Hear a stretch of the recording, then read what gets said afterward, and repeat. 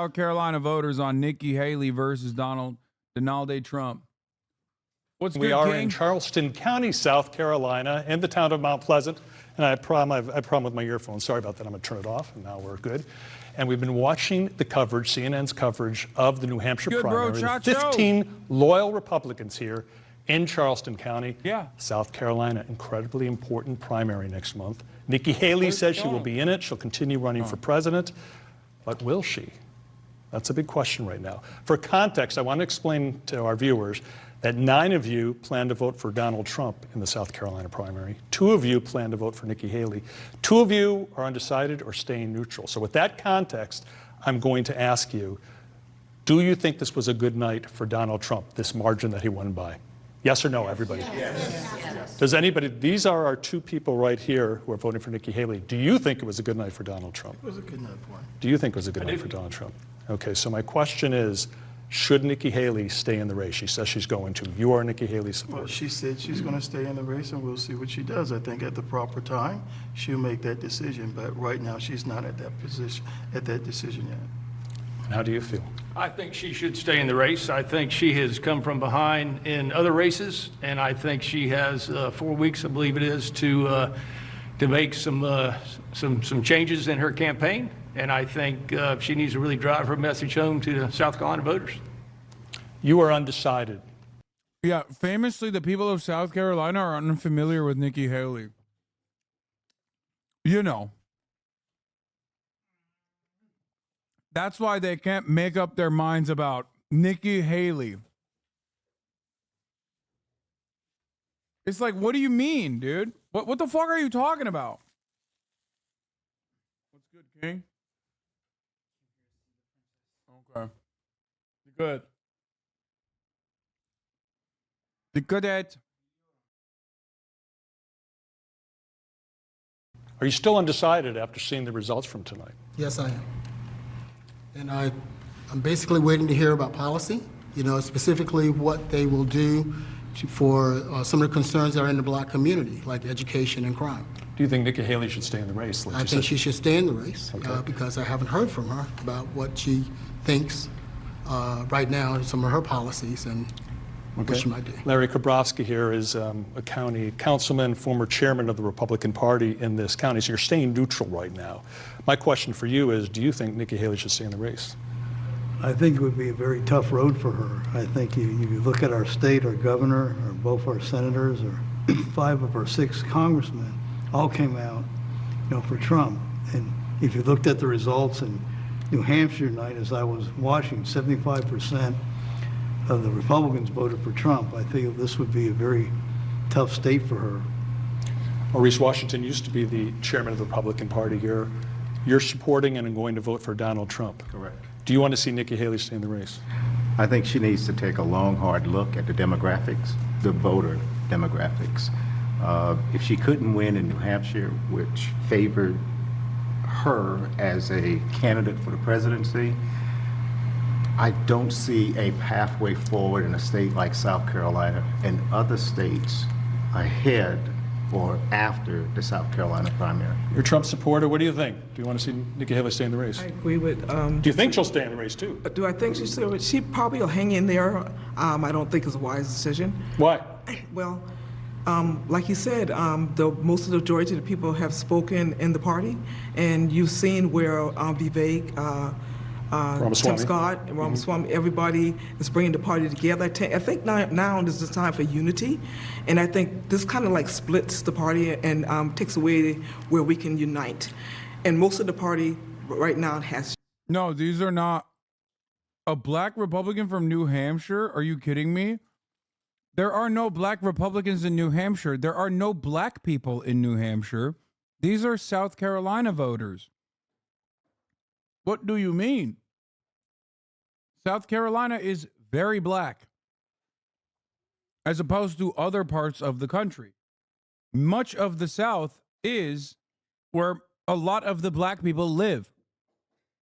Wrong. I know the black. I know the black guy from New Hampshire.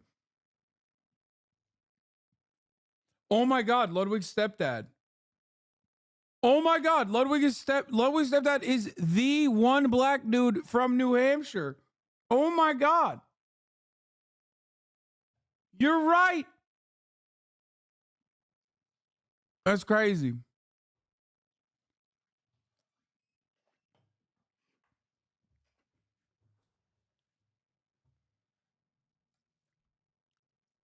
I stand corrected.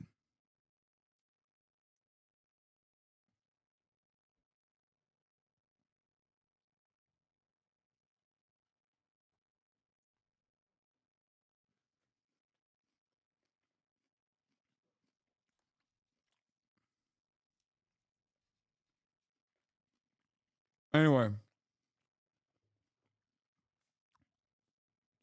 Mount Pleasant is 93% white. New Hampshire is like 90+% white, dude. It's insane. It's united. Does anyone else think she should drop out, your former governor? So a couple of you. Well, here's the question. I found this really interesting. I want to tell our viewers that almost everybody here, I think, except for one person, thought that Nikki Haley was a good governor here in South Carolina. Who doesn't think she was a good governor? Okay, one person. But everyone else said she was a good governor. Why don't you think she'd be a good president? Well, I don't know if it's so much that she wouldn't do a good job at that. I just think she's the wrong person for the job at this time. Why is that? I just think Donald Trump has made a presence in our world. He has made hard decisions with other leaders all across the world. And they're so crazy, dude. It's just because they love Trump. That's literally it.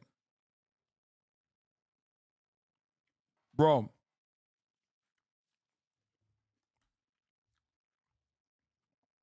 People in the chat thinking that she's making like Hillary Clinton style memes like, oh, well, she's a woman. It's not the right time for women right now. No, that would be more logical.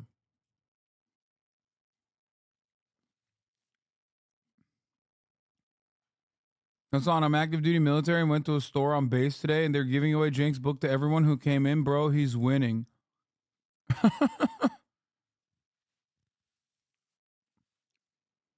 Jank is undermining the American military by infiltrating the minds. The officers are all Jank loyalists. There will be a coup soon. Don't care, still voting for Jank.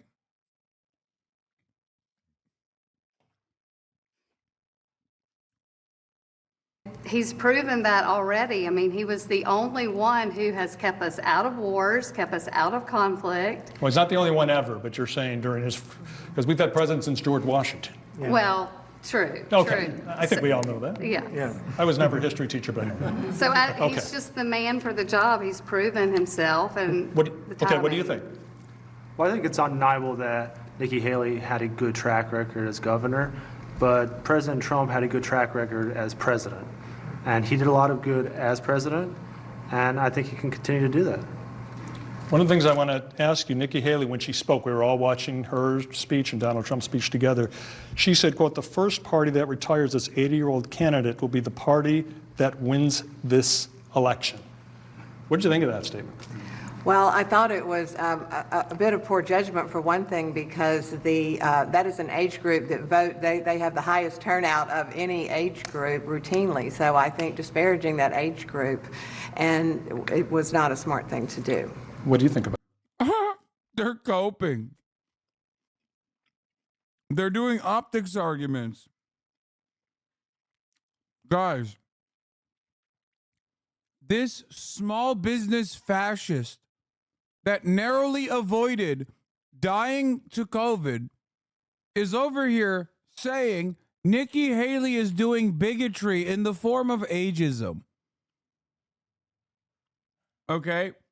That's American politics, baby.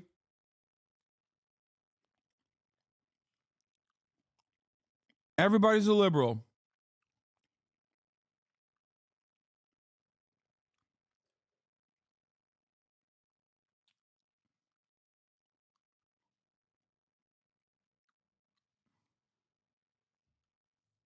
But by the way, I want you to know that if you ever turned into a right-wing griefer, I would still support you the same, relatively, but still. Hell yeah, thanks, brother. The fuck? I would have to be phenomenally entertaining for any of you motherfuckers to actually follow along with what I'm saying if I was like directly undermining everything I advocate for right now, okay? It would have to be generational talent. Like unimaginable talent. Like talent like you've never seen before for me to get a bunch of left-wing people to turn heel and become psychotic right-wing reactionary content watchers.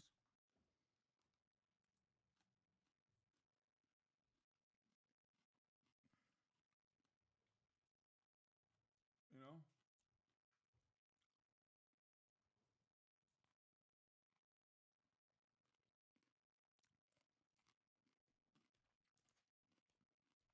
Maybe all the people who hate me would become left-wing revolutionaries, though. About that, when she said that. I think she got some enemies from that. That was just a low blow. A low blow. Yeah. It was a low blow. Because I saw some of you hiss when she said that. Let's see. Does anyone think there's accuracy to that? What about you? She has said before that she likes to tell the hard truths. I think in that she told one. I think she's probably spot on with that comment. To our two Haley voters, if Nikki Haley doesn't make it, and Donald Trump is the nominee of the Republican Party, will you vote for Donald Trump? Of course I will. What about you? He'll have to convince me with his campaign. He needs to be what I call more presidential. He needs to have less drama, and he needs to have better results. And do you think that if he isn't, you could possibly vote for a Democrat? Bro, what do you mean? He has to convince me with his campaign. He was the president, bitch. You know how he is. By the way, he's 100% voting for Donald Trump. God damn it, I hate American politics so much. Being a Republican is so awesome. Because, like, especially if you're, like, a rich white guy and a Republican, like, your guy's giving you everything you want. Then, all you need to do is fucking worry about, like, the aesthetics of it. You know what I mean? Well, I don't know. Aesthetically speaking, I don't really like the way he carries himself. It's like, what are you talking about? Okay, so there's functionally no difference between him and Nikki Haley then, beyond just the simple aesthetics of the matter. Fuck! Must be nice getting everything you want all the time. Joe Biden, for example. That's a stretch. That's a stretch. I worry, though, with when a president creates and lives in drama, I worry about the global situations that we face.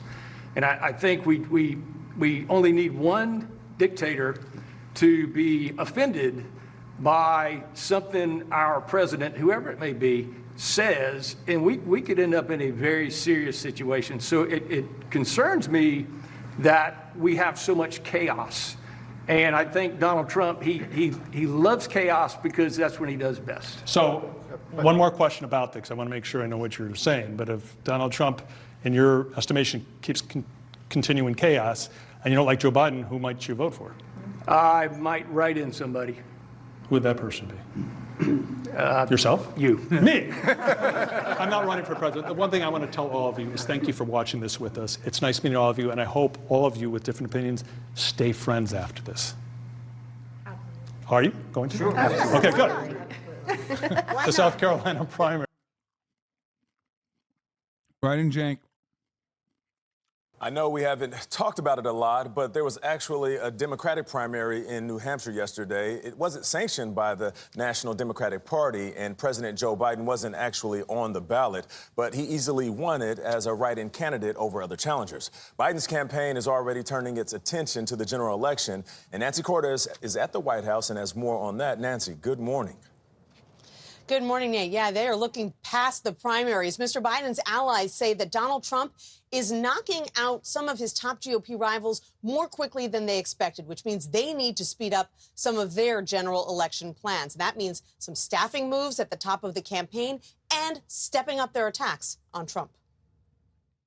Donald Trump is betting you won't vote on this issue.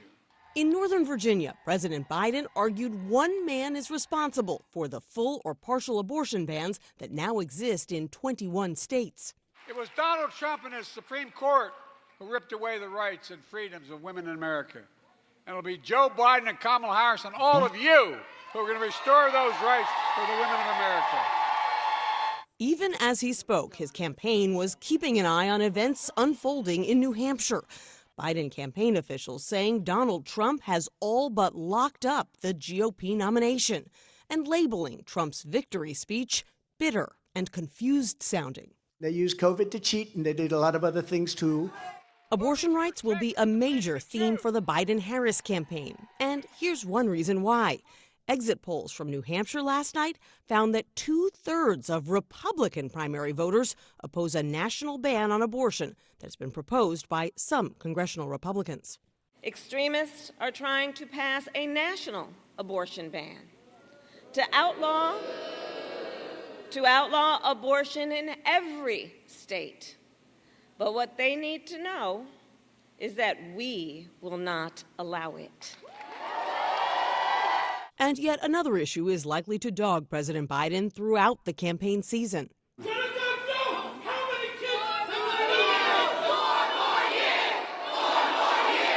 Pro-Palestinian protesters interrupted his speech. Bro, this is literally like hog shit. Like, this is just Trump shit. Straight up. It's kind of crazy. Like, I guess just the American, this is like a American thing. You know what I mean? Like our proclivity towards like hog-like behavior, I think, transcends ideological boundaries.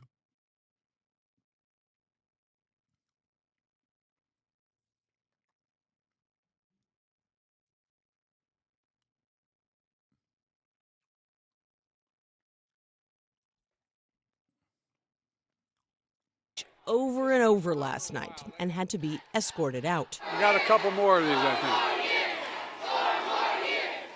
think. We learned last night that President Biden is going to be sending 2 of his top White House aides to join his campaign.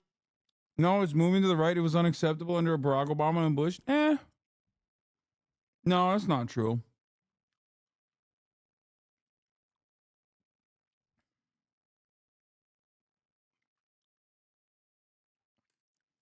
I think Americans love a good old-fashioned genocide, you know?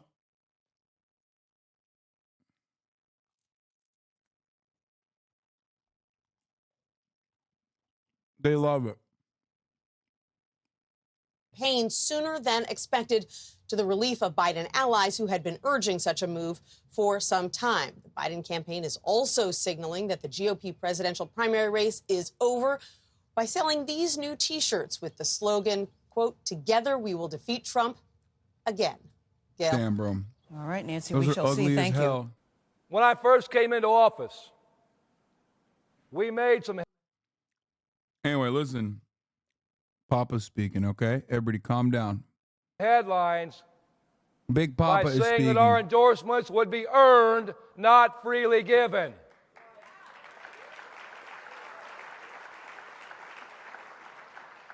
We've said we'd stand with whoever stood with us in our fight.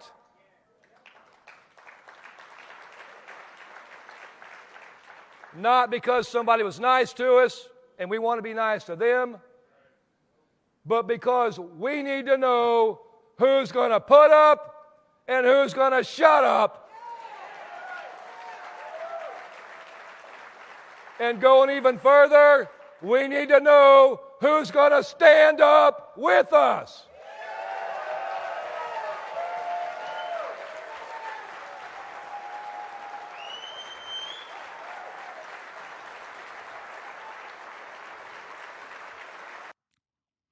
I like that people are mad at Sean Fain for endorsing Biden. Yeah, dude. The dude who fucking, the dude who showed up to his picket line, he's not going to endorse the president, who showed up to his fucking picket line. Shut up, Chad. That's insane. Yeah, I can't believe he didn't endorse Jank instead.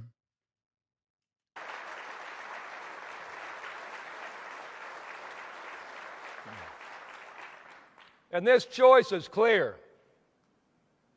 Joe Biden bet on the American worker, while Donald Trump blamed the American worker.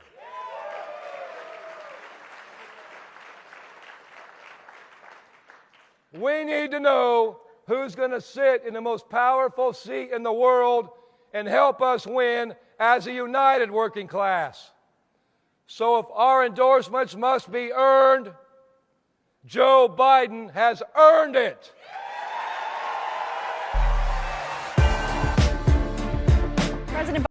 The only problem is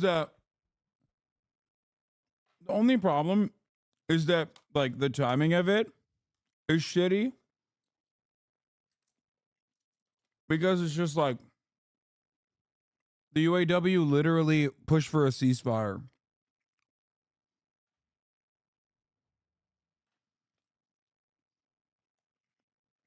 So you are going against what your rank and file wanted.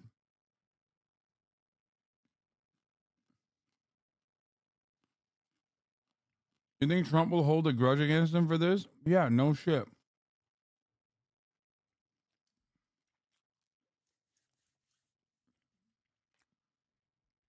Sean Fain was never going to endorse Donald Trump.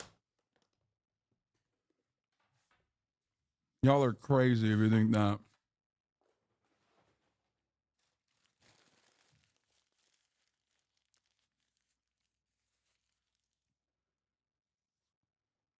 Can you explain the Republicans that are pro-union? No Republican is pro-union. Democrats aren't even fucking pro-union.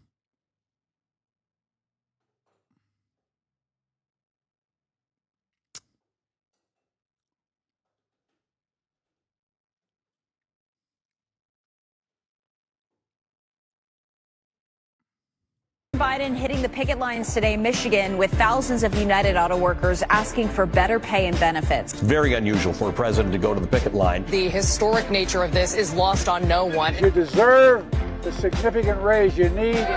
We saved them. It's about time them to step up for us. Thank you. And it's evident that President Biden's visit here today struck a chord with the labor movement in Michigan and has sent a signal around the country. Any president that puts their money where their mouth is, he said he'd walk the picket line and he is, and he's walking the walk and talking the talk. You've heard me say it many times. Wall Street didn't build the country. The middle class built the country. And unions built the middle class.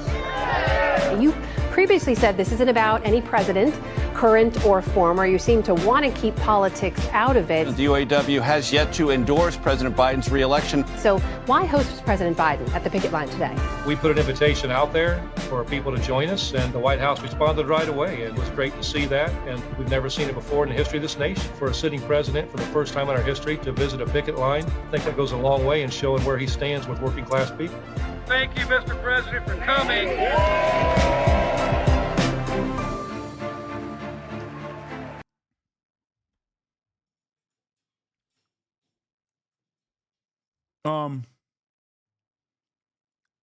Sean O'Brien met with Trump. Why do you think he did that? He received a lot of heat for it. He's a bit of an opportunist.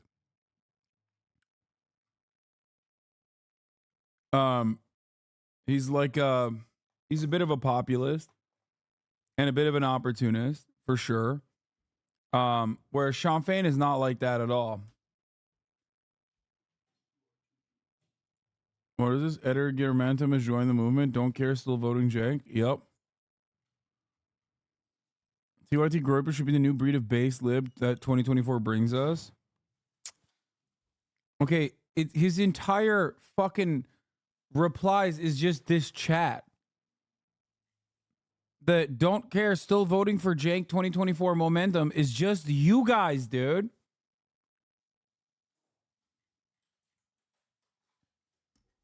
We need more than the jankers that are out there. You need to go out and find more jankers, okay? We are not janking hard enough. We are not janking as hard as we should be. I'm janking off left and right. But one cannot simply jank off on their own. One must remember their comrades while janking off. Always and forever.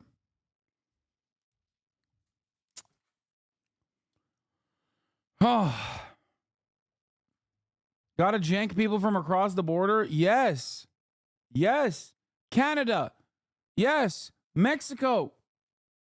Jank off with me. Anyway, here's what Sean Fain said. Look, I trust Sean Fain. That's it. This man wants to put together a general strike in 2028. Okay. And I trust him. So I don't love that this is the time that he decided to endorse Joe Biden. But I get why he did it. I wish he had not done it right now, or at least, I don't know, some kind of conditions should have been met. But Joe Biden has done a lot for the UAW in comparison to other presidents, and that much is true, and he respects that. And he also understands that the opposite side is Donald Trump. Trump is a scab.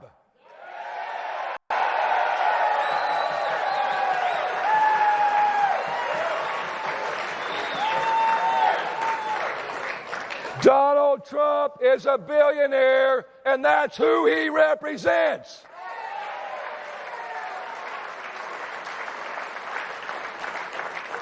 If Donald Trump ever worked in an auto plant.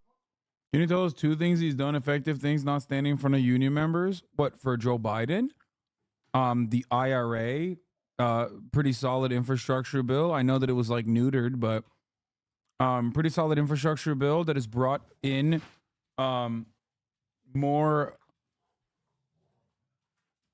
That's created new manufacturing awards. Manufacturing awards, sorry. Manufacturing facilities. Sorry, Kaya is going fucking nutty mode here right now, and she's very loud. You guys can't see or hear because it's like, because the noise gate is really good, but she is like throwing her big ass bone. Dude, enough. What the fuck's wrong with you? Come here. Get over here.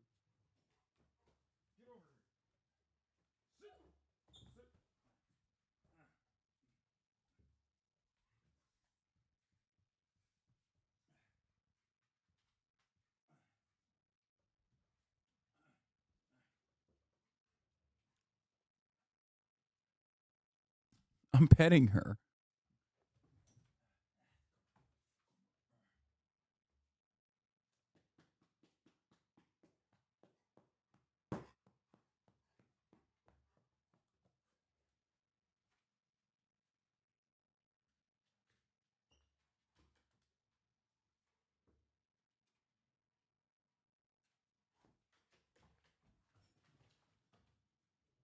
Now I'm getting her riled up, god damn it.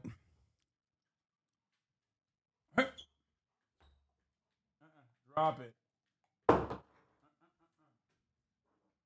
too loud. It's too loud. Good job bringing it over here, though. Play with Fiona. Yeah, I want her to play. I want them to play, but like over there, so they're not loud. You know what I mean? She jank on my piker until I Uyghur. What do you think about that, Marat?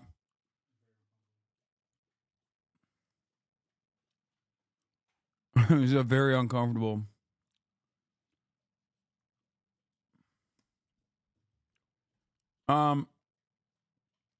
Joe Biden's appearance at the union helped Joe more than it helped the union, I think. No, it was pretty significant. Anyway, we were talking about Joe Biden and like what good deeds he's done.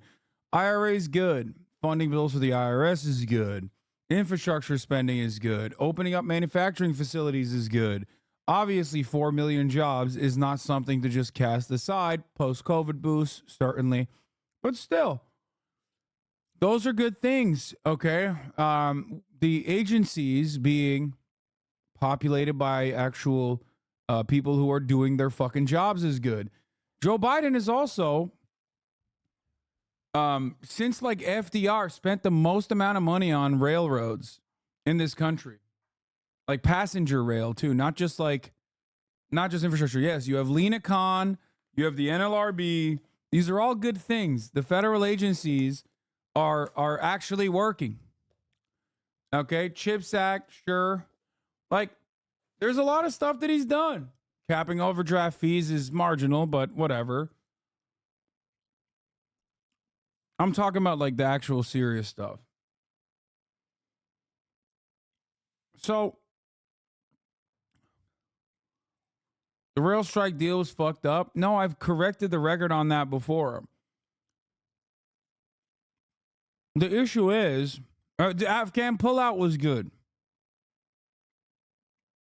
Save Plan has me paying $0 on my student loans. Yes, some of the student loan debt relief that he's implemented is also good. Video games are back. You're putting Goebbels to shame with your whitewashing that you're doing for Biden. Hold on, I'm going to get there. Okay, all of this stuff is fine, but he's also accelerating ethnic cleansing. But if you want to understand personally, like why people like him, or if you want to know like what the honest assessment is, then yeah, Joe Brandon, despite being old as shit, has, for one reason or another, mostly because he's done what needs to be done, right? The adult in the room. He has basically done a decent amount of shit. He is relatively progressive on a lot of economic issues. It's like odd to think about. However, he's also facilitating an ethnic cleansing campaign in the last fucking quarter of his administration. 10,000 game workers have lost their jobs over the past few years. Video games are not back. No, video games are back, but the video game companies are also behaving even more capitalist than before. Video games are back from the perspective of like the consumer, though.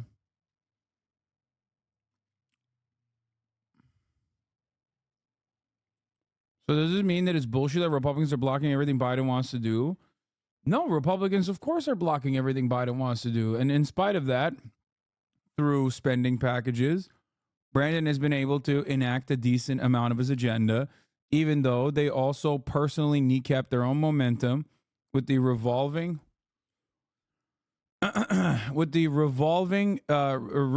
villain inside of the Democratic Party in the Senate.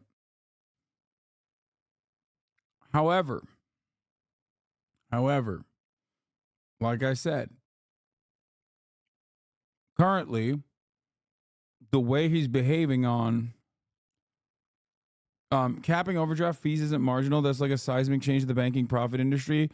Billions previously transferred from the poorest Americans to megacorps is cut off now. That's a massive W. No, I think you're overemphasizing.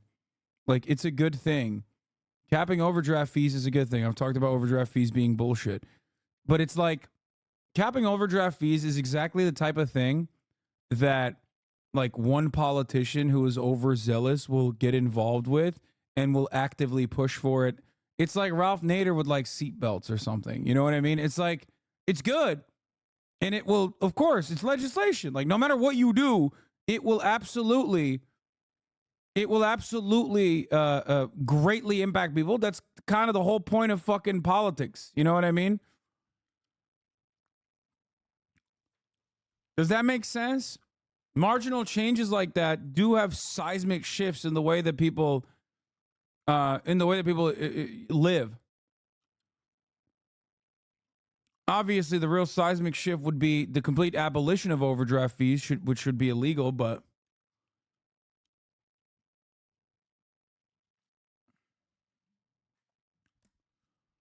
like I'm not discounting that, but I think that 4 million jobs plus like actual manufacturing facilities opening up in American cities, especially in Middle America, is probably a little bit more significant than that. Does that make sense? That's why I said like that's marginal in comparison to other stuff. It's like the dude focusing on more leg room on airplanes. Yeah, no, exactly. And it's good. It's fucking phenomenal when they do that. Like when someone pushes actively to like beef up the Better Business Bureau or something, and then like they do they do end up making gains on that front, and it's great. But there are, in my opinion, a lot more things that he has done that are better than just that. So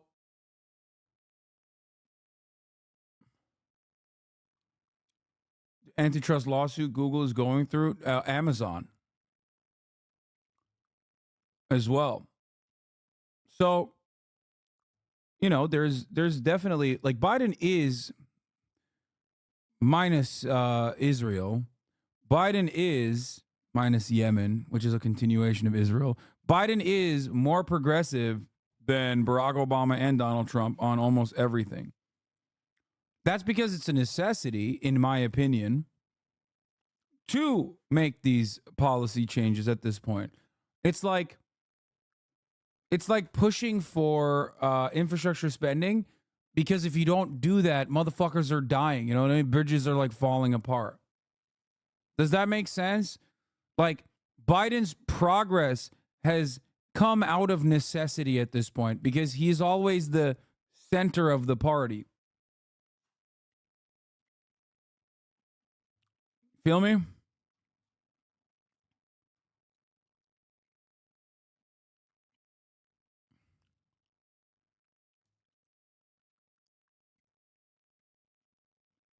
Of course,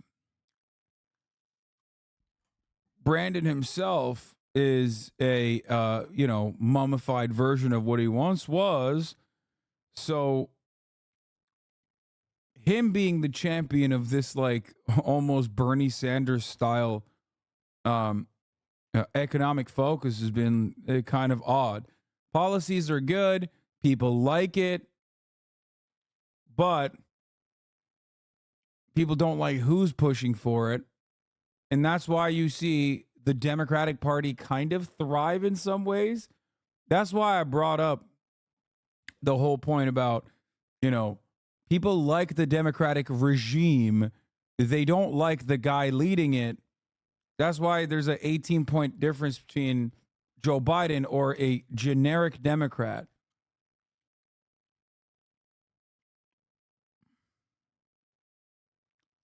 So,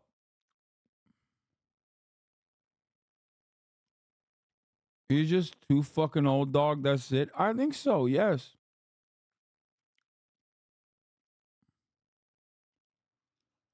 I'll try one more time. Can you look at my chat logs and answer my question? If not, it's cool. I'll let go after this. I'm really interested in hearing your opinion on this. What are your reasons to vote for Jank? Wait, what? With peace and love, do you really think Jank is the answer? He has some bogus takes that you have admittedly disagreed with. Do he think he's the least worst? I'm not trying to come with disrespect. It's a legitimate question. Chat, it's a chatter. It's a joke, man. Brother, I'm memeing. Oh, fuck. We janked too hard, dude. Don't care. Still voting for him. Okay. Yeah, guess what, chatter? Now I'm voting extra hard for Jank.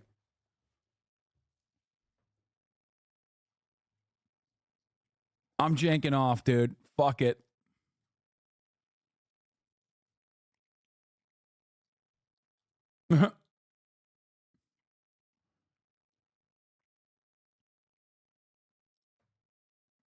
Yeah, Sean Fain has every right to endorse Biden, especially with how he behaved during the strike alongside the IRA investment. Any chatter who doesn't see that shit is stuck online. He's a union leader, not your favorite leftist YouTuber that you don't want him to agree with you on every issue. Yeah, no, 100%. I totally get why he did that. Totally get why he did that. But he should have voted for Cenk. He should have endorsed Cenk. Let's be real. You know? But I totally understand why he did. Plant, he wouldn't be a UAW member. He'd be a company man trying to squeeze the American worker.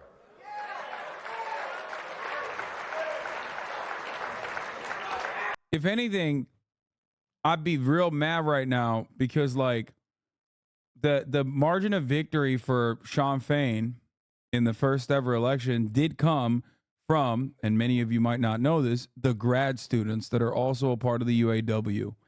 Okay? The grad students are also by and large the ones who are definitely more loudly protesting Biden's actions on Israel and are the ones who are demanding a ceasefire.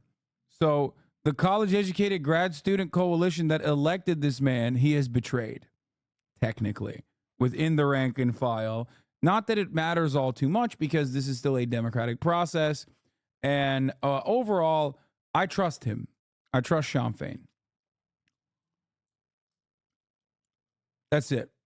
That's all I'm saying. I think he's got good instincts. I think he's a very smart guy.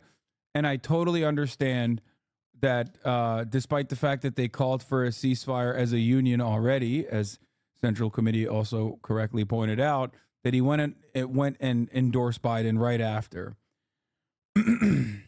While that does, how has he betrayed them? Wait, what? I'm joking. When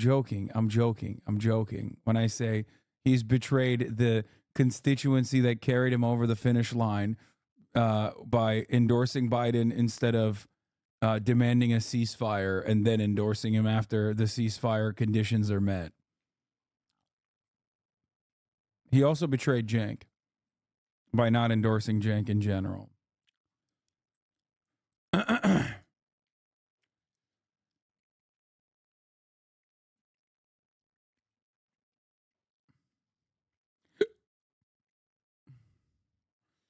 I do, however, think that, yeah, like Americans just don't give a shit about militarism. Like, that's it. They don't care.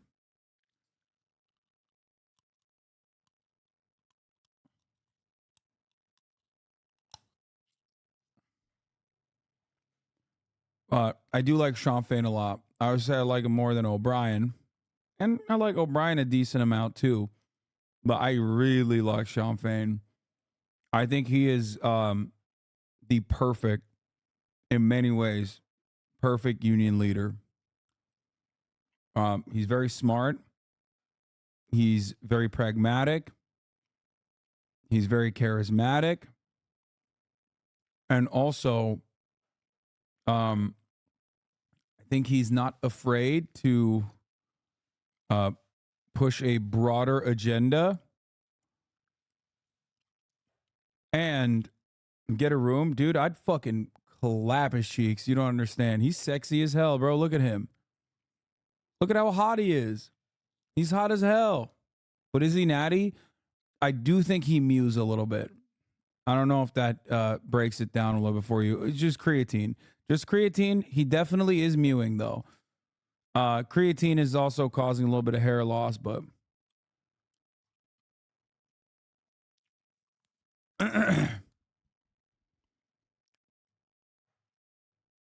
his speech is so bad, though. He usually has bangers. Faint speechwriter kind of missed, but the crowd likes it. Yeah, his heart is not really in it. Not to be too parasocial here, but it seems like this is more of a pragmatic choice to endorse Biden, rather than like one that he has a lot of passion in doing. Donald Trump stands against everything we stand for as a union, as a society. When you go back to our core issues, wages, retirement. What are your opinions on No, I do not condemn the IRA. Anyway, I like him. I like him a lot. Smart guy. He's what we need. Health care and our time. That's what this election's about.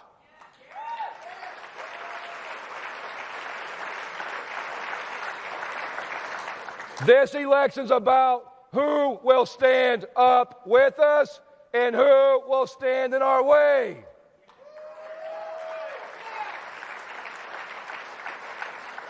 Those are the questions that will win or lose this election and will decide our fate. Those are the questions that will determine the future of our country and the fate of the working class. Yeah. As far as I understand, I feel like O'Brien caves into that whole like fake right-wing populism bullshit way more than Sean Fain does. Sean Fain does not fuck around. O'Brien, on the other hand, like even going and linking up with Donald Trump at all, which I thought was maybe a way to try and, I wouldn't say he's corrupt. No. I don't think O'Brien is corrupt either. I don't think that. I mean, you have to remember something. Like, he also is like, guys, two major reform movements occurred, like, in both the Teamsters and the UAW, and like Sean Fain is a direct product of that. Teamsters are also very important.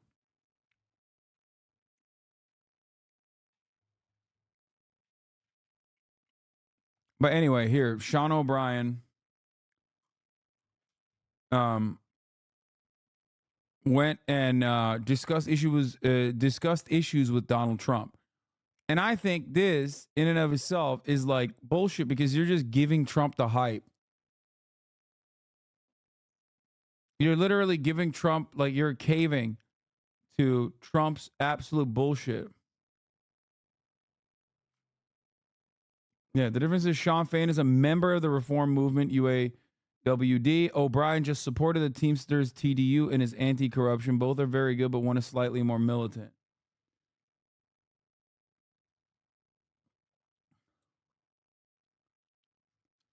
I think this basically allows Trump to keep posturing as this like pro-labor union populist when he very clearly isn't. He's gross, disgusting piece of shit, billionaire asshole, monstrous person who goes way fucking beyond like even being like anti-labor union. He doesn't even pay his non-unionized employees.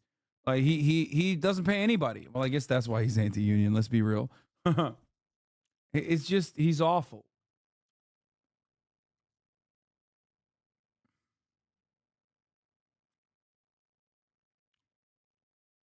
Anyway, optically a bad decision in general.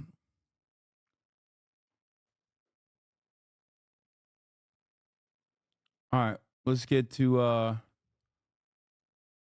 United Auto Workers endorse President Biden. We want to go back to that meeting of the UAW because it is official now. The president of the UAW, Sean Fain, saying the UAW is endorsing Joe Biden as president of the United States. You'll remember he actually joined auto workers in a first ever for a president on the picket lines in Wayne County, Michigan.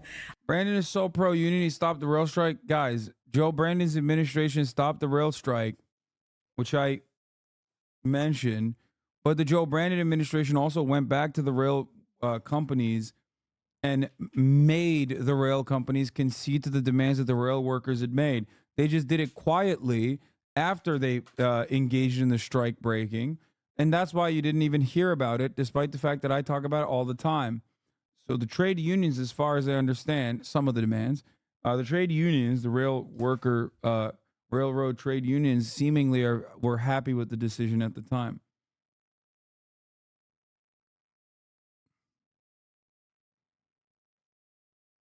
Yes.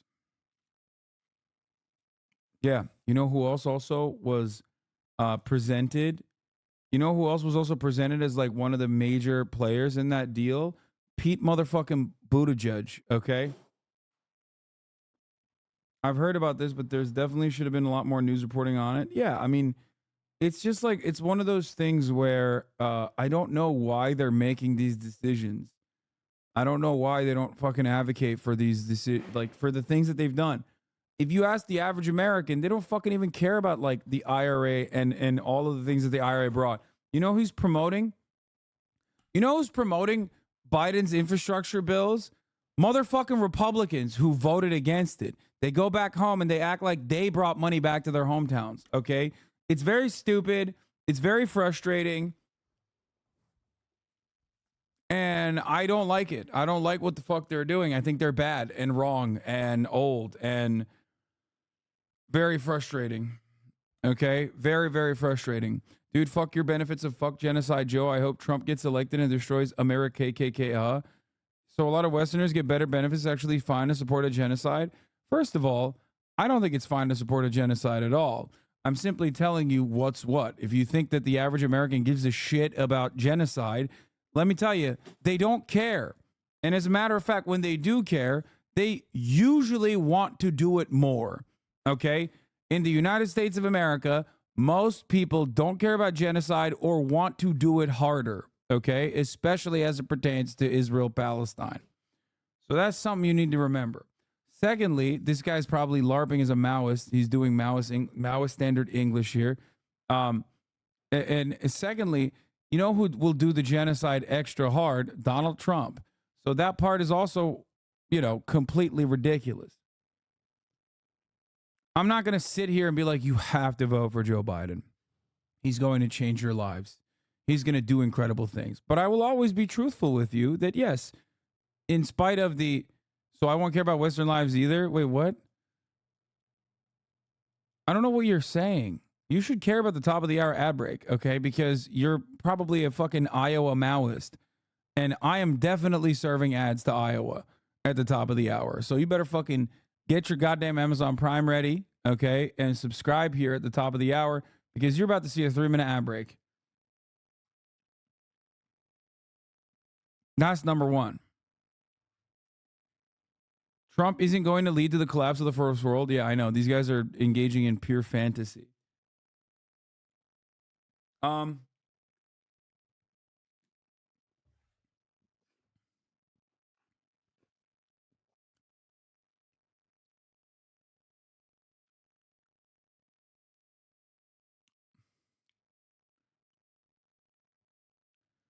what? It's okay to set the precedent that strike busting is okay. Don't you think that the optics of labor seizing a crumb of autonomy is important?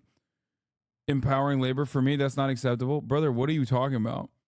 If he met the demands on that strike after strike busting, strike breaking, and then literally went and participated at the picket line, then on the optics side, he's done the empowerment for labor as well. So that's it. He met some of the demands after defanging the shit out of unions and strike breaking, man.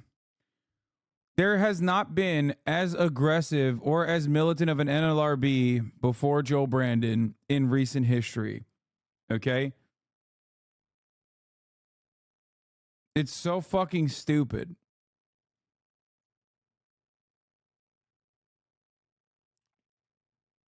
Like, guys, you're trying to argue with facts here. Okay? I'm not even telling you to go like vote for Joe Biden and he's the greatest thing since sliced bread. I'm telling you that at the top of the hour there's a 3-minute ad break though. Okay? But I'm sorry. If you fucking ask me like what's what, I'm still going to tell you the truth, just like he is absolutely funding and facilitating a fucking genocide, which is immoral. And he's doing it not even for pragmatic reasons, but because he's a goddamn zealot. However, if you're going to ask me about his like approach to labor unions, yeah, especially at the eve of him getting endorsed by Sean Fain, if you're confused by it, I'm telling you why he's done that. Why Sean Fain has endorsed Joe Brandon. There is a good reason for it. That's it.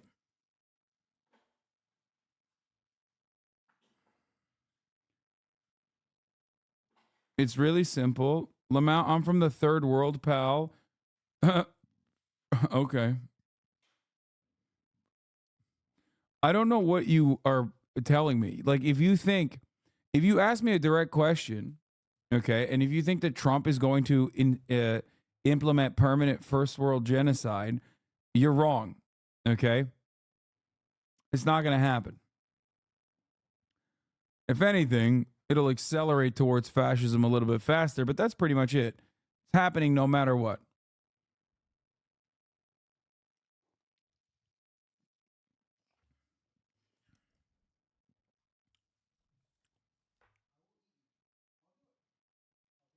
Spain is trying to set up a legitimate general strike in 28. He doesn't want to alienate most Dems before that. Yeah. I wrote this extensively. Check my logs. Anyway. The thing is,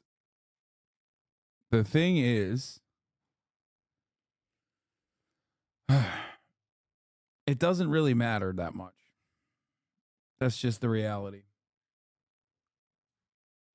Some are going to be better. Oh, you said top of the hour. I already ran it, bud.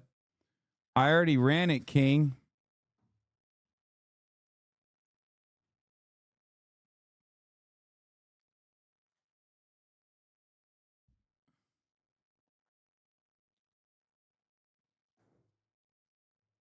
Do you agree with Sean Fain's opinion on her sub count? What's his opinion on my sub count?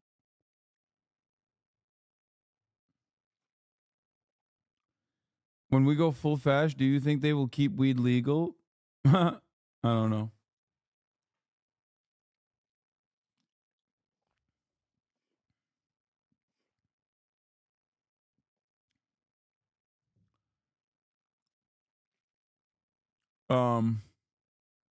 In addition to that, 380,000 members represented there at this meeting.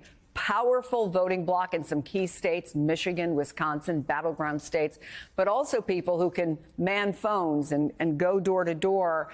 And Sean Fain took an opportunity to really go after Donald Trump. He said Donald Trump is a scab, a billionaire, and that's who he represents. He doesn't care about the American auto worker. Instead of trash talking about our union, Joe Biden stood with us.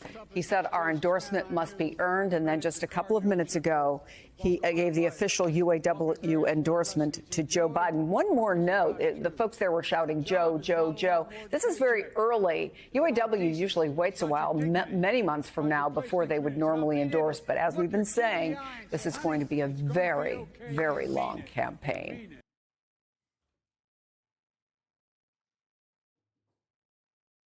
Doesn't seem like corporate class needs to go full fash. Already have what they want from us, complicity. There's no fucking labor union and no like socialist communist momentum in the United States of America that stands as a threat. The growing number of American airstrikes in the Middle East stands as a threat to capital's dominance. In your personal opinion, who do you believe is or was a better president between Obama, Trump, and Biden? Oh, that's difficult. That's really difficult. I can tell you who the worst one is. Trump, for sure. Like, by a wide margin. But as far as if it wasn't for Israel, I would say Biden, like, easily. Trump is the worst one. And if it wasn't for Israel, I would say Biden is better than Obama. Obama was the worst? What? No. That's crazy, dude. Obama is the worst by... Obama is not worse than Donald Trump. What the fuck are you talking about? Now Obama is... Trump is worse than Obama, but George W. Bush is still worse than Trump. Just trying to be controversial. What the fuck? Obama was not worse than Trump and is not worse than Biden? No, I think without Israel, Biden would be better than Obama. Obamacare, hello? Yeah, Obamacare, hello. What do you mean Obamacare, hello? Pre-existing conditions and denuclearization with Iran are the only two fucking major things that Barack Obama brought forward. Everything else is ass cheeks. And Obamacare in and of itself, while creating the conditions so that insurance companies can't refuse pre-existing conditions, still was a major.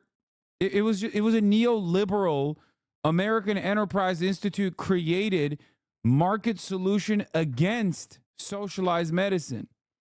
DACA is pretty good, but I'm biased. DACA was good too. Fair. How is Biden worse than Obama, dog? Obama did as much genocide. He was just way hotter. Oh, foreign policy is really, really bad on both accounts. I mean, Obama did the surge, so that was really bad. That's what I was thinking of as well. But, I mean, Biden pulled out of Afghanistan. That's pretty big.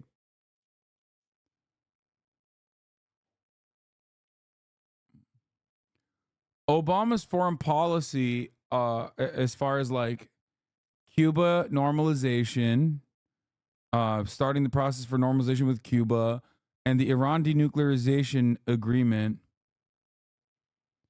was relatively decent. It's just that like Barack Obama is a bit like John Fetterman in the sense that if given the opportunity, he also would chase after a black person with a shotgun. And no, that's not what I'm talking about, of course. I'm talking about not that part of John Fetterman. I'm, of course, talking about the fact that he also got a head transplant. And by that, I mean, Barack Obama came in with a tremendous amount of progressive momentum, had set up an outside group specifically to get himself elected, which he then shuttered and hid under the DNC, basically. Like, he is like the AOC figurehead that, Jimmy Doreheads think AOC is like. Like, he came in with a massive momentum. He had massive fucking momentum. He had a supermajority. Like, think about that. We have not seen that since. He came in for hope and change, and oh my Lord, what did he do? Oh, no hope, no change, bitch. Nothing. The amount of social political capital he had that he basically fucking cast aside for no reason other than so he could, I guess, be like a part of the pedophile elite and I don't know, make podcasts and Spotify playlists and hang out with Jay-Z and Beyonce,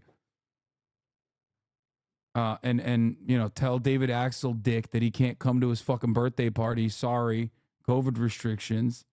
Like, he's such a fake friend. One of the best things that you will ever, one of the most like Barack Obama moves that genuinely explains how his like what he cares about is like telling David Axelrod that he was uninvited to his birthday party so that like fucking, I don't know, he could be with celebrities instead. It's crazy.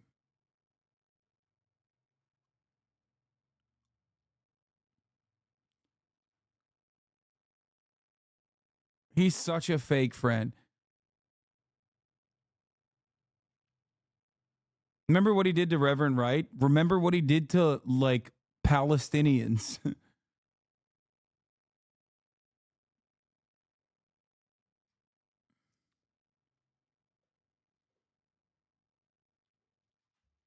Anyway, yeah, he disowned Reverend Wright, but some will say that he was never really with Reverend Wright anyway. And then others say that it was because he was having gay sex with a pastor in that church and then assassinated him. By others, I mean, I'm talking about, what is it? The Cleveland suction cup himself. The fuck was the dude?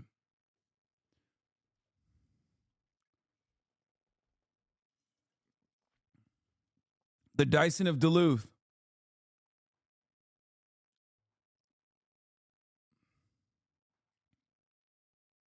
Could also become an issue on this campaign trail. The U.S. military hit targets in both Iraq and Yemen last night after attacks on American forces. Charlie Daggett reports on the risk of a wider war in the region. With each F-18 fighter jet taking off from the USS Eisenhower and yet more overnight bombing raids, America's involvement in what has now become a regional fight has escalated by the day and night. The new strikes against both Iranian-backed militias in Iraq and Houthi targets in Yemen follow U.S.-led bombing raids just the night before, conducted alongside British Typhoon fighters.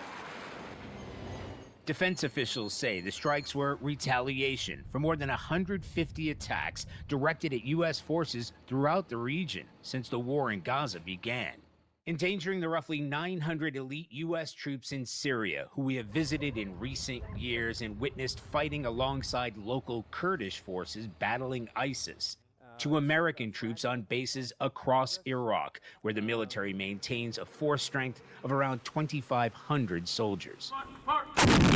But it was the Yeah, Trump really airstrike Qasem Soleimani, and people just shouted at him not to be so aggressive. We got lucky that Iran didn't really do shit after that. Yeah, it's like kind of shocking because everybody always talks about how fucking good at terrorism Iran is supposedly at, and Iran supposedly is, and like not a single motherfucker was killed in an act of terror in like the Western world after that, which is kind of crazy. Like the only reason why that didn't escalate into larger issues is because of the restraint demonstrated by fucking Iran, okay? massive missile strike on the Al-Assad air base in Iraq over the weekend, injuring 4 U.S. service members that triggered last night's counterattack. The local Iraqi militias and the Houthi rebels in Yemen, all backed by Iran. On the strikes in Yemen, U.S. officials downplayed any talk of escalation. Well, first of all, I wouldn't define it as a conflict. Again, I would define it as action that's being taken to disrupt and degrade Houthi capability to conduct attacks against the international community.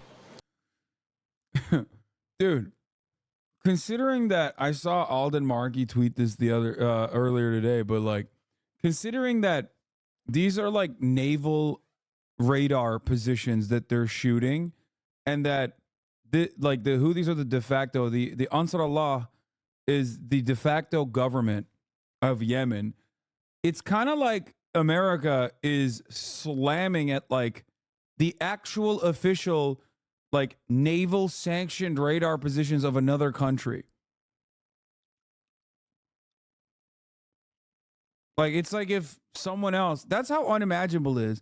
It's like if someone else came to our country and like started just actively blowing up our radar that they knew was there, because that's like in times of no conflict, that's, you know, that they're there. Like there's a, yeah, it's like Pearl Harbor. Sorry, dog. You refuse to sell us. You refuse to sell us oil. Fuck you. Gonna do Pearl Harbor now.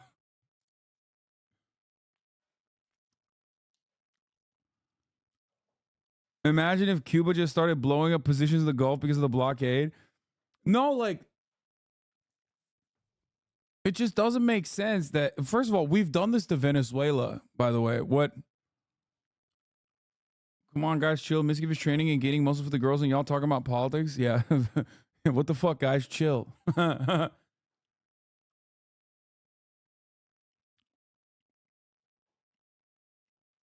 Anyway, the naval radars are often Iranian and usually based on the TEL transporters, erector launchers that they built to launch the anti-ship cruise missiles and stuff. Aren't some of the positions that they're blowing up utilized for civilian use in times of not war, though? The naval radars are often Iranian and usually based on the TEL transporter, erector launchers. Like it's what you would normally use to communicate with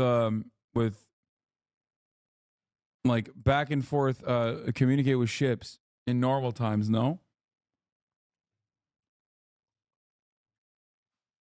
The worst thing Trump did in foreign policy for libs was threatening NATO. His masters would never allow it, nor did Trump really believe it. Now you have a MAGA communist thinking he meant that shit. Yeah, they're stupid. No, because their mobile radars on missile launch trucks, they're only used to detect ship locations. I thought they were also hitting infrastructure.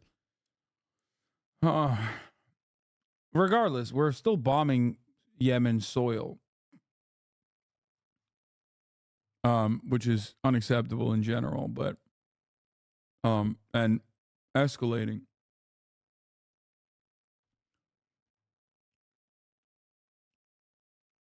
But I thought that they were bombing not only like mobile radar positions, but like naval radar. The strikes have not gone down well in Iraq, and these are U.S. partners. The Iraqi National Security Advisor calling it a flagrant violation of Iraq's sovereignty, saying the U.S. should pile pressure on Israel to halt the offensive in Gaza rather than bombing parts of Iraq. Tony? Yeah, good stuff. Good stuff by America. I love that we were talking about this yesterday. Like, well, not we. Ben and Destiny were agreeing on this issue yesterday about like America's actions in the Middle East is bad because it like it plays right into Iran's hands, and it's like, okay, well, that's not the only reason why it's bad. Okay. But yeah, it's not even pragmatic. It makes no fucking sense. So how about we don't do it? Nope. Gotta do it to him. Yes, I saw the Gaza protesters were dragged out on the floor by their hands at the Biden speech. UAW workers were trying to drown them out.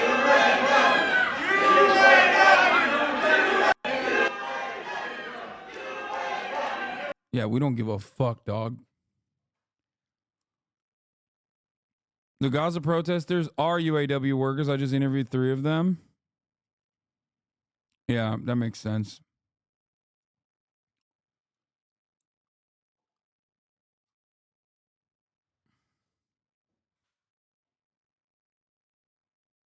Oh, here's the funny video that we were going to watch. Here. Listen to facts and focus on healing Burlington. And I would like to use the rest of my time to say how appalled I am that people are bringing up the Holocaust. Do not use other genocides to describe this one. I have been...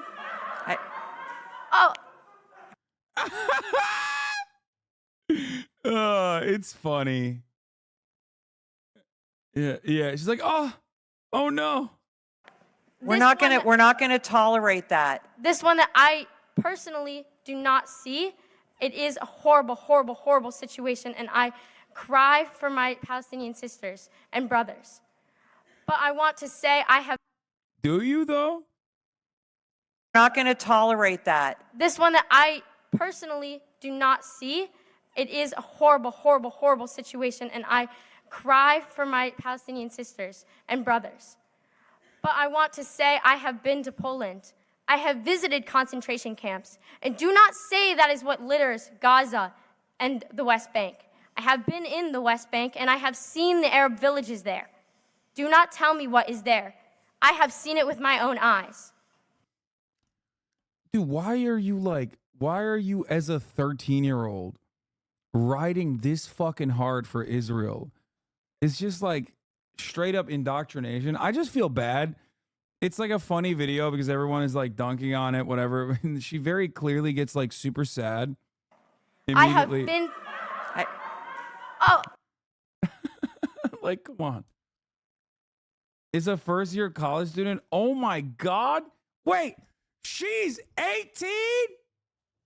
What happened? I'm so old. I'm so fucking old, dog. That, I swear to God, I thought she was 12. I was like, wow, how wonderful that like a 12-year-old is so articulate.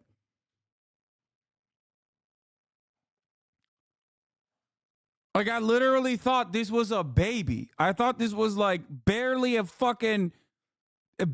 fetus.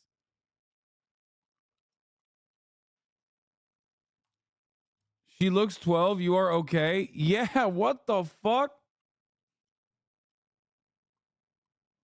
Moving into the retirement home soon, I see. No, it's over. It's so Jover. It's never been more Jover for me, brother. It's done. I'm done. I'm done. I'm done. I'm done. I'm so fucking old. I'm looking at college freshmen and thinking they're 12, dude. It's done. I blew out my neck trying to get my hair pills this morning, okay? I woke up and I reached over to grab my fucking hair pills and I went, that's how I woke up this morning. You know my shit's fucked.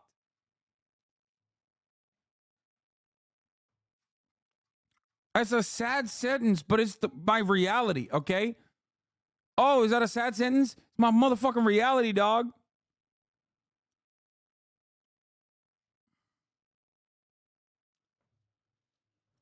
Oh. Anyway, I should have never taken that bubble bath.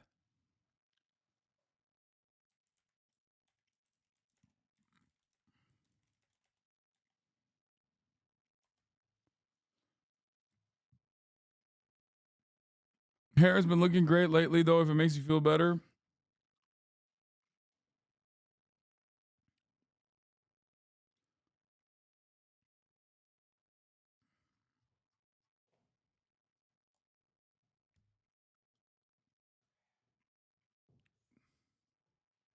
Anyway. Okay, now that I found out that she's 18, my analysis has changed a little bit. I feel like it's way more valid to make fun of her if she's 18. That's one. And two,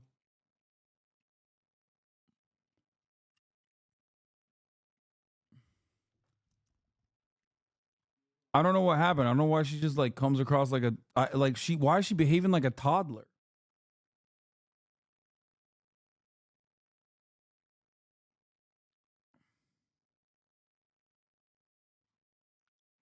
It's okay, brother. You get through it and find your groove back. Us older guys go through this worry phase. It is a horrible, horrible, horrible situation, and I cry for my Palestinian sisters and brothers. But I want to say I have been to Poland. I have visited concentration camps, and do not... They picked her to speak because she looks like, let's be honest. I mean, I don't think so.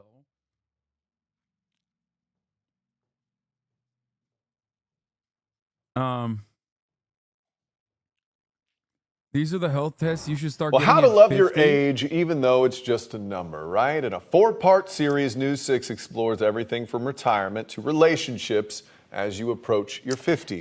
I mean, fuck you guys, okay? One day, you motherfuckers are going to be just as old as me, okay?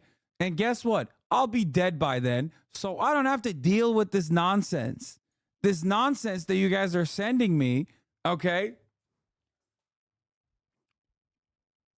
Sons of bitches out here, dude. I fucking spend every goddamn waking moment of my best years out here trying to educate you motherfuckers, and this is how you repay me. This is how you repay the favor. My best years.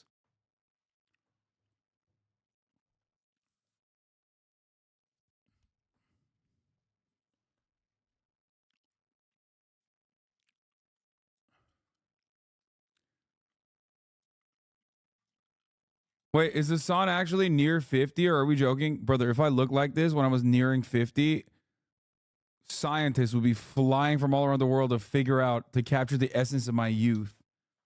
Okay? No, I'm 32. I'm memeing a little bit, you know what I mean? It's more fun than looking at, Maoist third world is getting mad.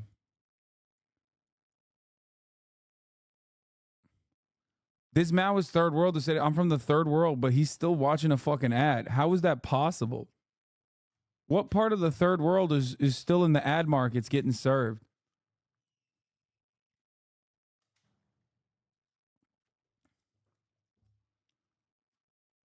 Hasan heel turn is starting. Hell yeah.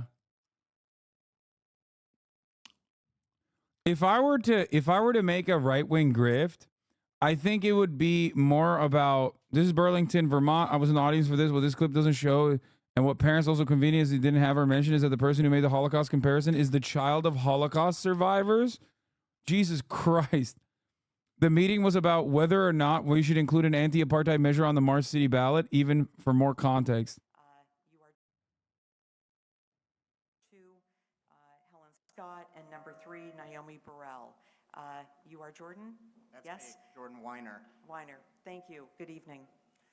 My name is Jordan Weiner, and I am a Burlington resident, and I believe the apartheid-free pledge should absolutely be placed on the ballot. I am also a Jew who lost family in the Holocaust and whose legacies are daily tarnished by the genocidal state of Israel. I'm here to express my opposition to the attempt to restrict democracy in Burlington. This is the loudest it gets, chat. Sorry. By the Zionist faction of the City Council. The Palestine Solidarity Movement surpassed the number of required signatures to get our measure on the ballot, demonstrating that there is popular support for this measure. The Zionist faction in Burlington is understandably afraid that their cause will fail miserably in the eyes of the public, so they are refusing to let voters decide at all. I want to talk. This is what Jew hate looks like. Yeah. Like, as in I think he's saying, like he's doing the anti-Semitic hatred. That's what he's doing.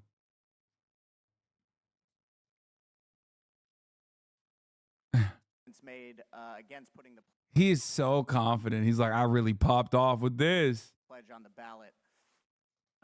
This Zionist counselor believes that no good can come of this ballot. He's saying the speaker is a self-hating Jew. I know, which is ironically anti-Semitic. So that is literally, I mean, that is straight up anti-Semitic.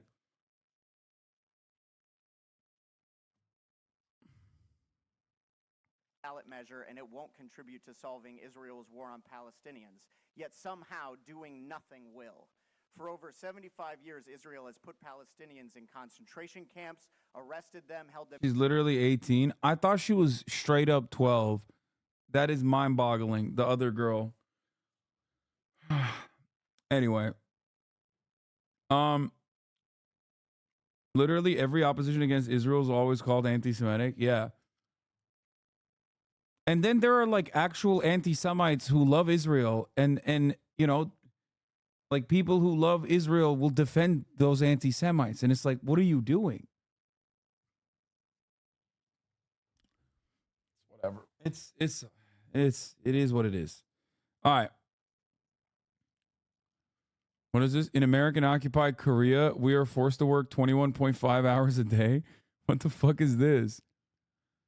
The Yoon Suk Yeol government allowed 21.5 hours of work per day. There's a lot of criticism towards the government that chose to encourage overwork rather than the humane lives of workers. Wait, what? That's too many hours in the day, man. Nah. I don't think it works that way. You can't. Wait, how do you? There's not enough. Do they think there's different amount of hours?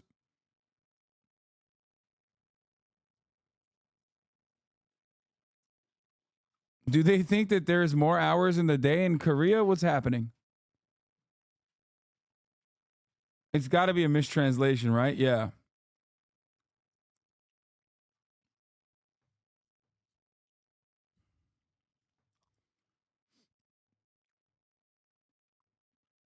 Yeah, they're going to start defecting to North Korea.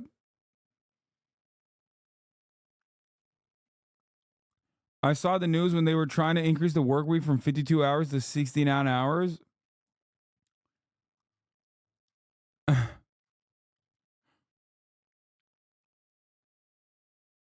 No, he's just on the grind set. Oh, this is 6 a.m. to noon, and I'm not crazy. You're crazy for thinking it takes 24 hours. I love that the other video was on minus 5,000, and this is plus 5,000 Just like some dude immediately. in a cave did 300 years ago. My second day starts at noon and goes till 6 p.m. That's day 2. What I've done now is I have changed and manipulated time. I now get 21 days a week. Stack that up over a month, I'm going to kick your butt. Stack it up over a year, you're toast. Stack it up over 5 years, my entire life is different than it would have been otherwise. And if you do this for about 90 of your traditional days that you think are, you This guy's a beacon of health, though. Like, when I see this guy, when I see a guy like this, I'm like, oh, I want to know what his sleeping regimen looks like. How do I get that leathery skin? You know what I mean? Will come back to me and go, that profoundly impacted my life.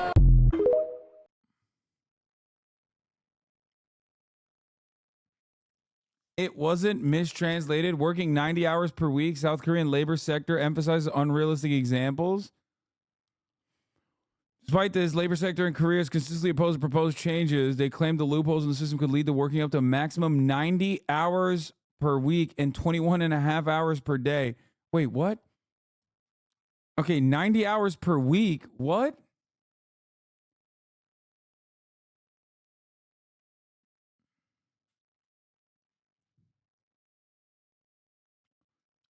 Some South Korean people are claiming that the government is doing this so that they can save small business owners. They don't need to pay overtime pay if that's allowed.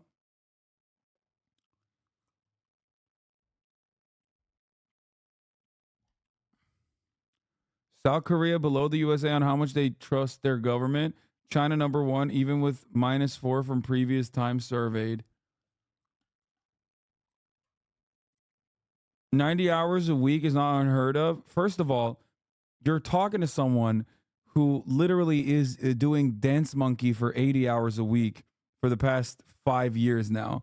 So that part, like, you know, I know. I like, what are we talking about? I do this dumb shit too. The difference is I do it voluntarily and I can stop if I wanted to. But 90 hours is way work. Like, what the fuck? There's not enough hours.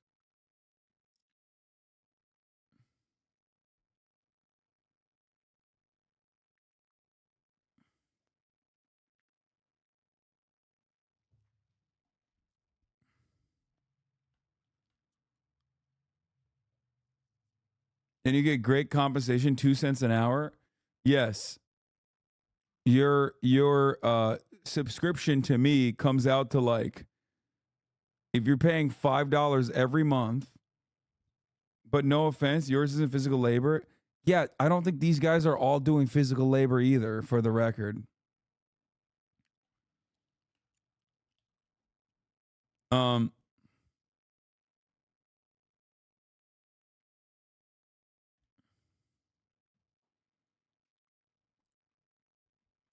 Wildland firefighters do it all the time doing hard labor. Brother, what are you talking about? That's not a year-round process. And it's also like natural disaster relief. You just compared natural disaster relief to fucking like a white collar employee going into work at the fucking work at their office job in one of these, like, what is it, Chaebol owned, like, dude working at fucking Samsung.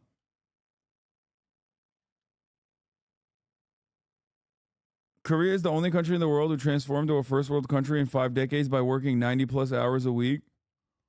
As a former worker in Korea, I used to work 14, 16 hours per day.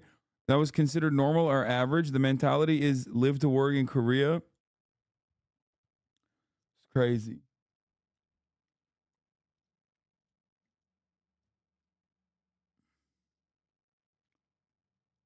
I feel like Korea really lucked out with the 90s memes being stuck with Japan, of the notion that, like, Japanese people overwork themselves and kill themselves.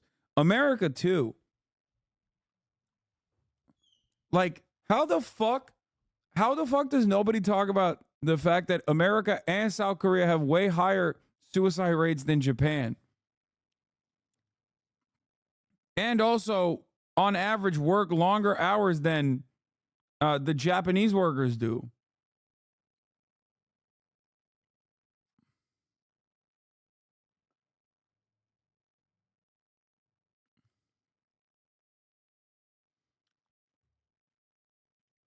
It seems cool that everything is open late in Korea until you realize it's because work's so long.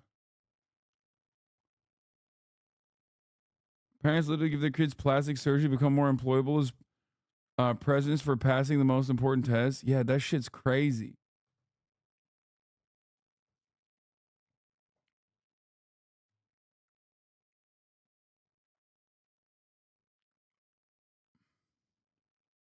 Japan has some more explicitly absurd workplace norms, but Korea just threw straight pound for pound hours might be worse. Also, Japan has some of the best workplace norms, though. I don't know how it works in Korea, but the fact that you're like not allowed to fire someone is kind of cool. Like, sure, they bully you, right? Fine, they bully you. You're kidding, right? No, I'm not kidding. There's like a very strong cultural stranglehold that makes it so that it's like impossible for you to get fired. So what they do is they like if you make it through the door and you get the job, if you suck at it or if you fail, they don't fire you. They just humiliate you nonstop and they try to shame you into resigning. They put you in a place where like you're relegated to like a shitty office. They don't give you work. They like avoid you. They make you into an outcast. And for me, I'm like, bitch, make me the outcast, dude. I'd be watching the Hasanabi broadcast all day. I'd be in the basement. I'd be in the basement collecting checks, you know, on Twitch. Got the Steam Deck on the side. You know what I mean? Dream job. Hello. Oh no, everybody's making fun of me. Get the fuck out of here.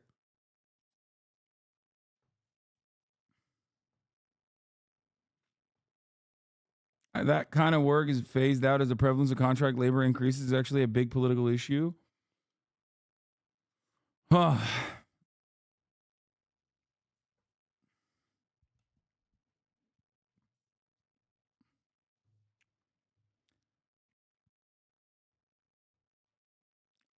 The pros really plays a part of Snap applications as well. What? A small survival guide to getting fired in Japan. Don't trust your boss. Seek help. Life will be hell. It's called power harassment and forced resignation. Unless you're very clever and unduated by an entire company bearing down on you, your best path forward is to leave.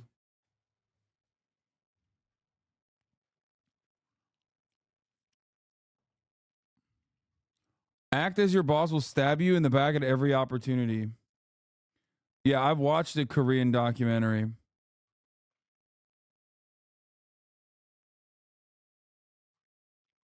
The Powerful Families of Korea documentary. Man, Korea is fucked up.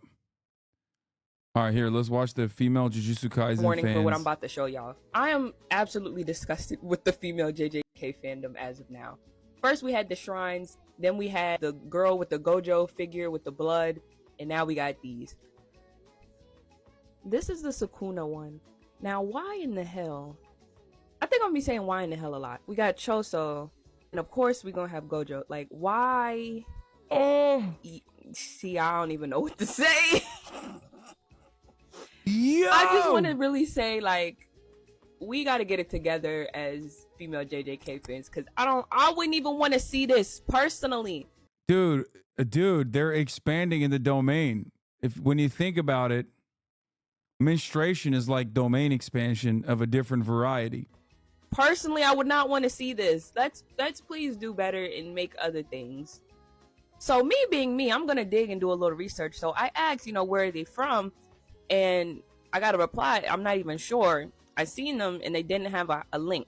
Hoping someone on. Okay, this is not good for you as well. As far as like your online footprint goes, like your employer one day is going to find out that you were looking for the Jujutsu Kaisen pads. You know what I mean? Like that's probably not something you want associated with your name or your brand or your face. You know what I mean? What? People aren't allowed to have hobbies? I'm just saying. On this bird app would know. I don't even know if these are real or not. But please stop.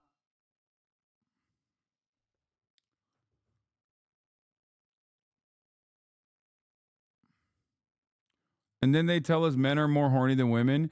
Yeah, that is very horny.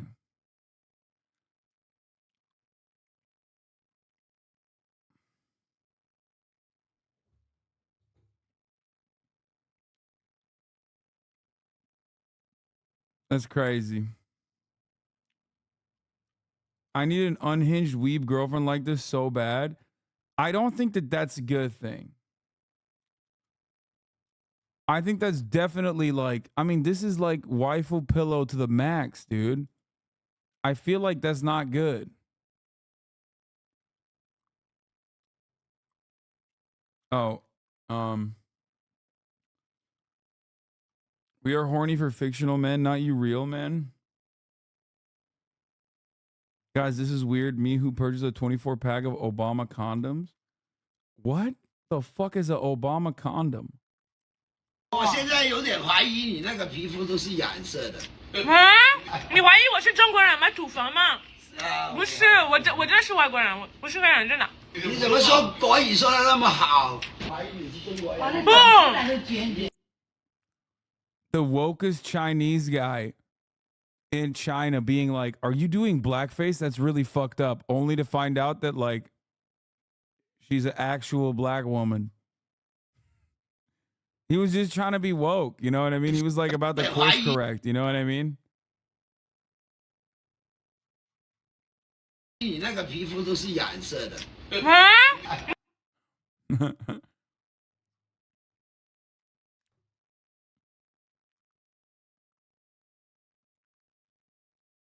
He said, "This is what you would look like if you were black or Chinese."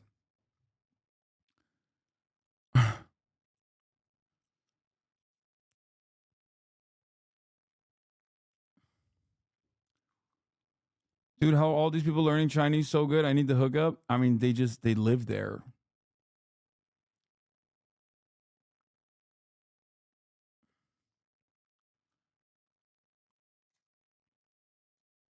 Conspiracy mommy with a new banger. Statue of Liberty really is a statue of Satan.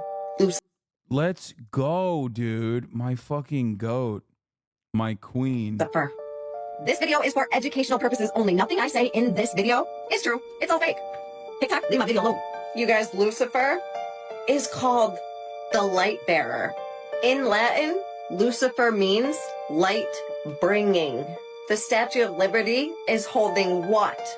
Light, right? Now get this. The Statue of Liberty looks like... Famously, people never, like, there's no other, like, nobody ever uses that kind of symbolism for anything other than Lucifer.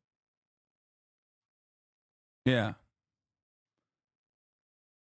That's the only thing that signals. It's like the Colossus of Rhodes, which is a bronze Greek statue that stood about 108 feet tall. So naturally, it was one of the world's greatest wonders of the world. But the statue represents something. It is dedicated to the Greek god named Helios, the god of... You should have just said it's a fucking gift from the French, and the French are satanic people, and it would have been fine. Like, you didn't have to go into this like wordplay and shit, you know what I mean? That's it. The Statue of Liberty is French, which is satanic. She could have ended there, and everybody would have agreed. The sun. So how does this relate to the Statue of Liberty? If we were to put all of the pieces of the puzzle together, I think you'll realize that the Luciferian agenda has been played out the whole time. The bringer of light is Satan. And not to mention the 7 points on her crown signify the 7 deadly sins of the world. She loves the 7 deadly sins narrative. She always is talking about the 7 deadly sins, but chat, will she say it? Go check out my video. I did one on it. So what this statue actually represents is freedom from God. After all, the devil's ultimate weapon is being invisible. I know it's a lot to swallow, but it's the truth. I'll see you on the next one. Oh no, she stopped. She's not doing the thing. She's not doing the thing that she does. It's called the American Dream because you'd have to be asleep to believe it or whatever. What is it? Wait, did she delete it from her profile? It's called the American Dream because you have to be asleep to believe it. Yeah, I got it. I nailed it. Oh my God, I nailed it.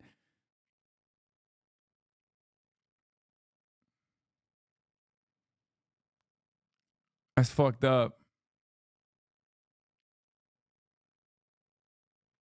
Another conspiracy girly on the Red Hot Chili Peppers. Ever actually listen to the lyrics of the song by the Red Hot Chili Peppers, Californication, which was, keep in mind, written almost 25 years ago? I'm keeping that in mind.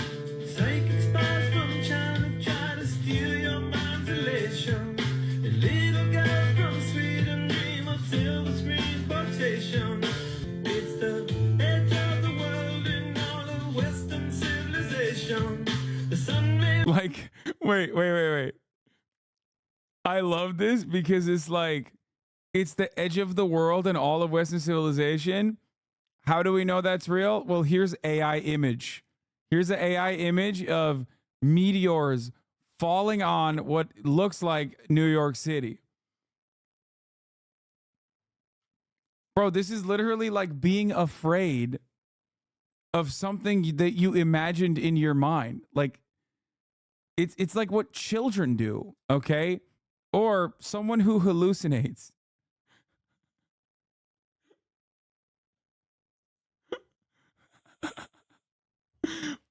Yeah, or the entirety of the conservative movement across the world, by the way, not just in America. And it's like, guys, I just thought of something that's really scary. And I realized, what if it's true?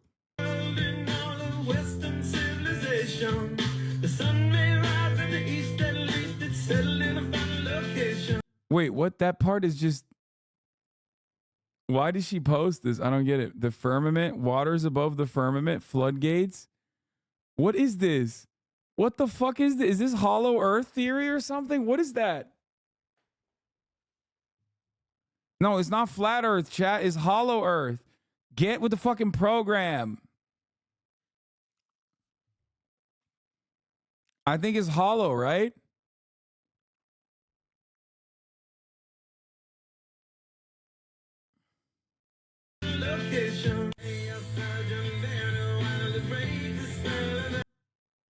Wait, that's not like a unique concept. Okay, none of these lyrics are unique at all. Now you're just referencing the things that the song is mentioning. What the fuck is going on? Like, plastic surgery was very much around back then. She's like watching Nip Tuck, shocked at how revolutionary the show Nip Tuck was, that they invented plastic surgery many, many years before it existed, okay? Wow.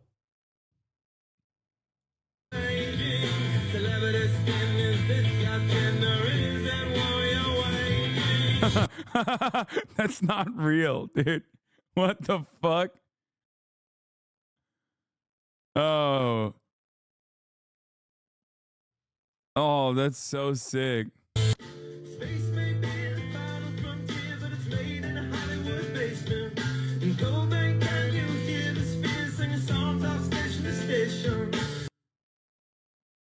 Yeah, I'm losing my mind. Dude, do you think that he's like, you're pointing to things that he's referencing and then going, that's real. That's like, they figured it out. Like, he's actually... Red Hot Chili Peppers have never been the beacons of lyricism. It's like a known thing. Excuse me. Seems like he's spitting straight fire, talking about how the moon landing was staged.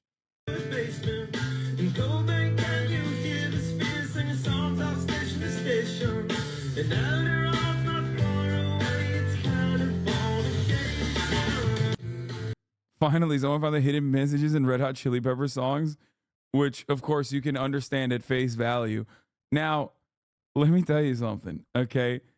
This always strikes me as something that's like something I grew up with in Turkey, and I think they have it in America as well. Someone in the chat referenced it as well, like the hadiths, or, there's like always guys out there that will look at the Quran and be like, well, this surah, if you look at the number here, like The Quran actually predicted this historical event or whatever, hundreds of years prior. And yeah, it's one of my favorite genres of like being insane. Okay. However, because Americans are so devoid of like any kind of spiritual connection or any kind of like real understanding of religion or anything like that, or organized religion in general, and it's become, I guess, capitalism, that she's like looking at the truth in the same way that like this fake imam would, looking at the Quran, but this time it's for Red Hot Chili Peppers lyrics. Okay. Oh.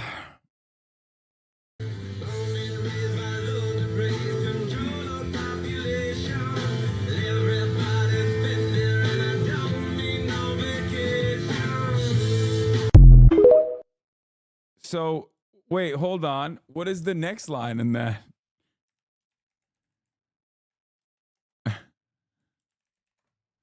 Why didn't she identify the other part? Firstborn unicorn, hardcore soft porn. What does that mean? You know what I mean? Why does she not? I'm so confused. If he's popping off about everything, okay, makes you think, what does firstborn unicorn, hardcore soft porn mean?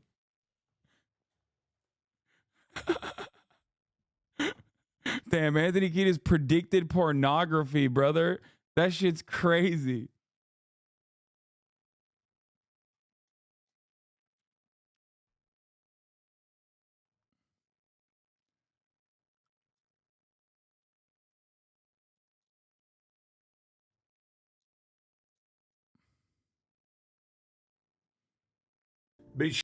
Oh my God, let's go. Unmitigated mental illness. That the things that you're about to see this year are going to rock your understanding. I really do think that we're just getting, as a society, progressively more mentally ill, though.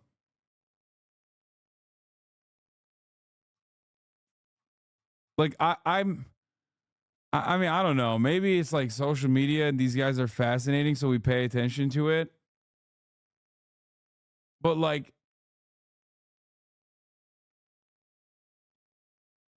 yeah, why does this guy look like the forgotten Wahlberg brother?